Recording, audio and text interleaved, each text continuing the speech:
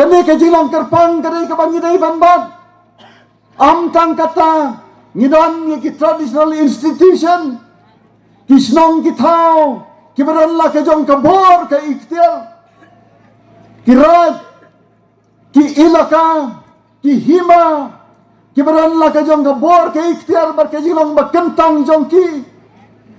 Kadesi council kadai banlang kanong ri kanong sumar kanong ker kanong da ba enam dan kano kabor ban kta ban pensyong kenrong ya kabor snong lan ya kabor hima hamai ni ya ke jingma kiri kisngi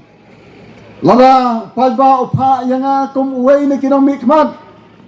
ngam ya trelang bat ka sarkar jala ngam ya selok bat ka disi council ki disi council ki snong ki hima ki ilaka bangan wat rui ki lat ki kabu na ki ministry waper kom ka ministry of culture ka ministry of tribal affairs bat ki weipat ki ministry ki bala ban ai ka jing kershan lane ban kentiu ban ai bor ya ka jing sansar ki snong ki thau kom juru haki hima para riba ngim dai ban kendau thala yaki rang ba snong lat na ki kmi ki kpa hayeng hasnong hathau unong sansar ubangi dai ban buram bat ban kongo dai urang ba snong bat ka dorbar kidai bandan ya kabor ban ri ya ka sok ya ka san ban ai ya ka bishar hok bat ka sneng ka kraw ya ki pai ba nong so snong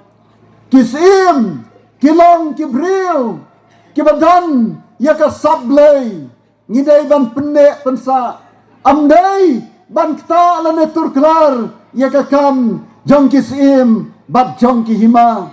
namar kene kalang ka sandur jong ulong shua jong kene ka judgment riu tip lay ka judgment riu ba shong kene ki lom ba po ba ping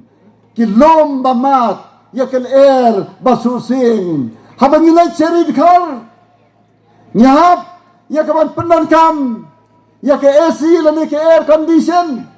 mangingidan ha kene ngapor ngiyo ya ka natural air condition